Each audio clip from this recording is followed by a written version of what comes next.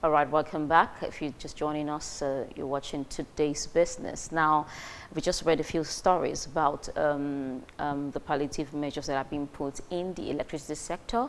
And also, the Nigerian government, federal government, releasing 200 billion naira to the energy sector to improve electricity power supply. Now, to talk about this and other issues around the energy sector, well, thanks to COVID-19, we'll be speaking to Dr. Yemi Oke.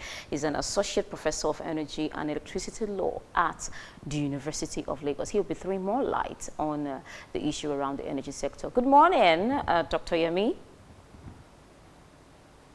Good morning. Thanks for having me. I like the sound of your voice this morning. Pretty positive and encouraging. Thank you very much. All right.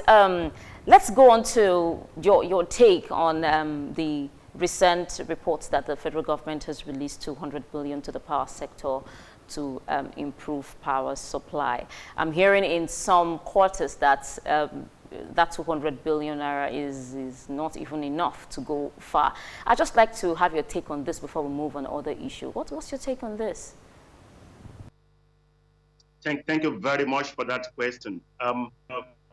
First and foremost, we're in a war-like situation, and it's an emergency situation that demands that government should do everything possible to alleviate sovereignty of Nigerians. That's not in any way disputed. What is challenged or perhaps disputed is the fact that the federal government of Nigeria will afford 200 billion naira at this point in time for the power sector.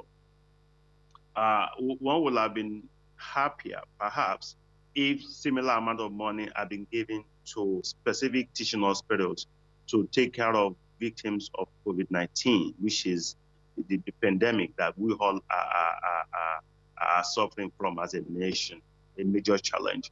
One would have been perhaps happier if similar amount of money is given to tertiary health institutions to research into appropriate medication, talking of vaccines that would deal with or curb the spread of COVID-19. As a Nigerian, I also will have loved the situation in which the so-called 200 billion naira, if at all Nigeria could afford that, if at all the country is as buoyant, could be mainstream as part of household palliatives.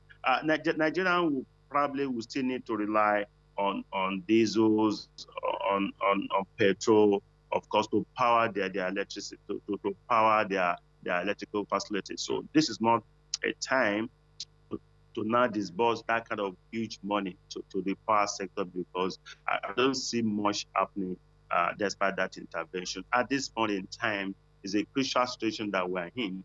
If government is saying every household will get at least, those who really deserve that, will get about 1,000 naira or two to buy petrol, which is what they will still end up resorting to, because the 200 billion naira, if it's been given, I don't have evidence of that, but reportedly given, it will still not affect or touch or reach the targeted audience, which is the masses on the street. A lot of them in rural areas, a lot of them in densely populated areas. A lot of them are even, their electricity being snapped off by the appropriate TSN in their area. The appropriate disco in their area. So they're not even going to have access to electricity, no matter the amount of money that is given to them. If we're actually targeting a kind of relief at this point in time for stable electricity, Dr. then we Yemi, should target low income. Dr. Yemi, I mean, a lot of Nigerians would actually disagree with you. Your point of view is well noted. It seems a bit on the left side. A lot of Nigerians are saying this money finally has come and we need power supply so that we can be able to sit at home. Because if there's no power supply, how much fuel do I need to buy to fuel my generator, and how long do I want to keep my generator on? Also, we're even looking at the dangers of storing, fuel in the house, because we're seeing fire outbreaks here and there. I mean, Nigerians are thinking, okay, we want power supply so we don't have to go out of our house when there is heat. I mean, and you are saying something very different now. I mean, I'm trying to get an understanding between these 2 points. Nigerians say they need this. Even the House of Representatives at some point said they want steady power supply for Nigerians to prevent them from coming out. So do you still want to stick to your point of view that you don't think this particular fund is going to work? So at this point in time, we're looking at very realistic and practical options. This is not a time to fantasize. This is not a time to bring up some cosmetic ideas or suggestions that will not work. I am saying somebody knowledgeable enough about the sector, the 200 billion naira will just not reflect. We're not going to see any meaningful impact. It's not going to impact on the sector. 200 billion naira is a lot of money.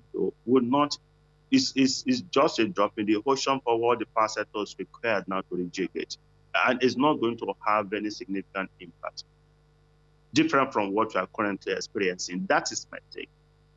It's not going to bring about significant improvement in the power sector in terms of electricity, access to electricity or distribution, because what the sector needs is huge, is much more than that. At this point in time, the money is meant to do what? Is it to pay for outstanding debt of the discos to the gas suppliers? If that is it, fine. That means we expect more increase in the level of gas production.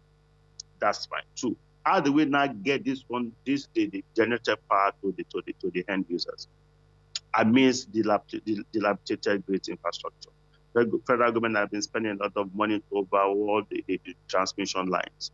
I think that's a priority project so that we can now get on board the several amounts of megawatts that are stranded all over the country because they cannot be mainstream because of the dilapidated grid infrastructure. So the government has been spending strategically to enhance grid infrastructure, and that's commendable because TCN is still in the hands of the federal government. But the DISCOs and GENCOs are not strictly federal government entities. They are private entities. Government has been subsidizing power generation through MBET. MBET is Nigeria Public Electricity Trading Company. I have a problem with MBET because MBET is also not a statutory corporation. It's a business entity registered for that purpose. So government cannot be spending money on a business entity. As presently considered, MBET is not registered. Let's leave all those technical and legal issues. The point I'm making is, will this 200 billion naira reflect? Will it give Nigerians better access to electricity during this pandemic period? My considered view is I'm not quite sure, because how do you distribute it among the discos? At the end of the day, a disco will get 2 billion, some will get 3 billion, or you give half of it to gas producers. Those are still a huge, it's still going to leave a huge gap. It's not going to bring about significant impact at this point in time. A lot of the discos are owing. They are hugely exposed in terms of debt. Two, and if you're going to increase electricity distribution, who's going to pay for it at the end of the day? If you enhance distribution infrastructure and more power is generated through gas and distributed to several homes. Those who have no access to meters, or those who have no money to pay for electricity, how would they still have access to it? Because now the palliative is targeted at low-income earners, poor Nigerians, not those who can afford to perhaps who are on solar, those who are on inverters, those who are on diesel, those who are on petrol generators, and those who are on captive. So we are not talking of rich Nigerians. We are targeting low-income earners. Does it mean during this period they will not pay for electricity because there's a difference between the 200 billion naira meant for power sector, maybe for gas producers, as against the intervention, the cap in electricity billing for 2 months, which National Assembly is presently doing for. And because they've not been able to agree the figures with the discourse, that's also problematic. Dr. Yemi. Hello, Dr. Yemi. I'm here. All right. Yes, we've please. observed that the power sector has been bedeviled with lots of changes pre-COVID. I mean, and we're having this issue right now. And you are saying, you have just categorically said that you do not even see the 200 billion naira contribution to the power sector creating any change whatsoever. What should be the way forward? What are the parameters? What are the measures that should be put in place to ensure that there is a change and the power sector in Nigeria moves from bad to good and better? Okay, let me now mention what I think is the best model for the 200 billion naira. One, are we giving the 200 billion naira to gas suppliers? If they supply gas and they distribute to they give to the GENCOs are able to sell electricity to the discos, the discos will distribute to consumers. That means Nigerians will still pay for electricity consumed. If the intention is to make sure Nigerians will not pay for electricity, then they should be able to have enough electricity from the GENCO through the discos. Then who's going to pay the discos and the GENCOs? If the status quo remains, because I don't see the way they're going to channel the money, there are a lot of problems in the power sector that I'm not willing to say now. If money hits accounts of some entities, it's going to go into debt servicing, huge. I can assure you, whoever the money is paid to some gas companies, to some discos or GENCOs, like 40 to 50% of the money so disbursed will go into debt servicing.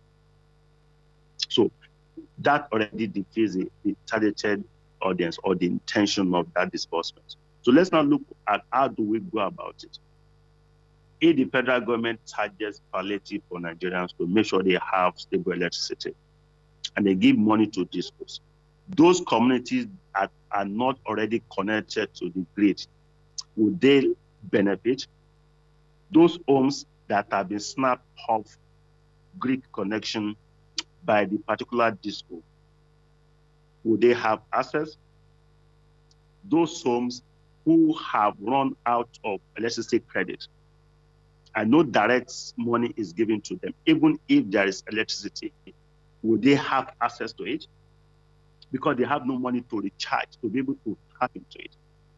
So are we going to connect them by bypassing the grid and using this 200 billion to connect them specially because they're already snapped up or they don't have money to load the cards? So if you target palliative, we have to target directly the end users. And I said, well, if the end users are the people we are targeting, it's not the best option. I think the best way is for Nigerians to give money directly to these people so that those who have exhausted their electricity credit can reload or recharge their card to have access. Those who have been snapped off grid connection because they are owing can now get reconnected and have access.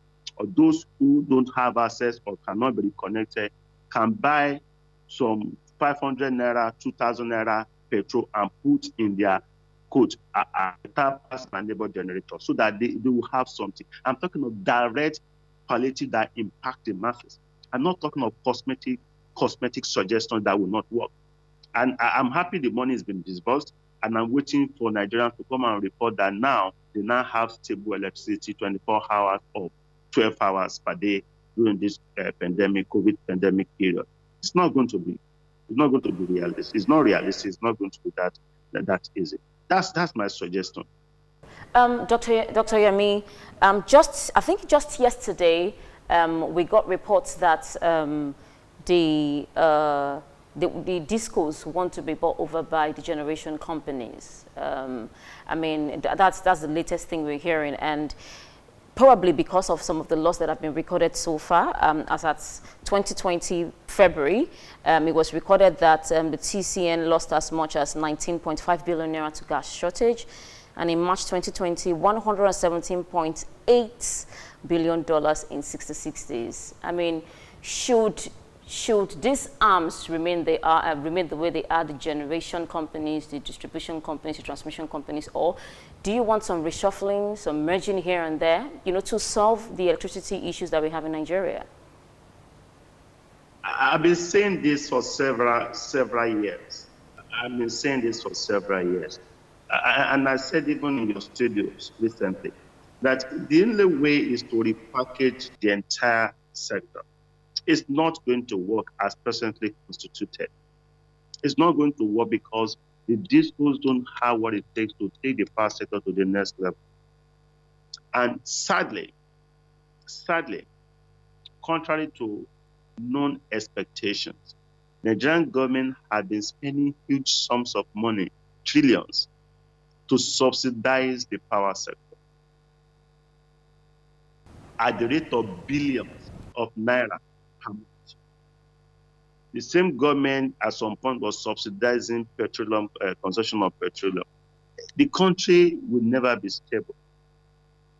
Those subsidies will never be sustainable. It's too much subsidy for the energy sector, talking of gas and talking of electricity, the power sector. No country would thrive going that option, going that route. And what we're saying is this: the power sector will still need to go through another round of the acquisition and refinancing. I don't really care who buys what, who gets what at the end of the day. But what I want to be sure is the people now subsequently coming on board will have financial muscles to take or reacquire those entities and run it successfully without depending on the federal government. Two, the federal government now may start seriously considering selling off its 40% stakes. Three, Nigerian bulk electricity trading company is just a stopgap arrangement. It's not meant to be something that will last forever. Government has been giving money to MBET. The work of MBET is to create a kind of commercial assurance for gas producers that whatever amount of gas produced or whatever amount of megawatt generated by the gencos, they will buy and pay for it, so that they encourage that there's already a market for what they're generating, so that they can now package that for the discos and distribute. MBET has been unable to recoup money paid to gas suppliers because they have been accusing discos of shortfalls or under remittances. Sometimes we were expecting 11 billion, some will remain 4 billion. The fact is, a lot of those discos are in bad shape financially. A lot of them, like 90% of them, are insolvent. And these are realities. So how do we continue subsidizing an insolvent or insolvent entities through federal government intervention? If you go online, you will see a series of interventions that the federal government has made, now running to several trillions, about 4 trillion naira so far in the last few years. Those are not sustainable. Nigerians will not be bothered about who is buying those entities, but definitely those entities would need to be sold and bought afresh by capable entities. Two, Nigerians or the federal government or whether involved should not expect foreigners, foreign investors, to bring money and invest in Nigeria's power sector, because the signs and the signals out there are not that encouraging. So they will not be encouraged to come and invest in the power sector because of the structure, the power sector that will not sustain. Strong points there, Dr. Yemi. Strong points there, Dr. Yemi. Strong points, and your opinions and your suggestions are noted, and we do hope that anything and everything that can be done should be done to ensure that the power sector is restored and people will enjoy electricity in Nigeria. Thank you so much for giving us insight into the energy sector issues here on Today's Business. Thank you.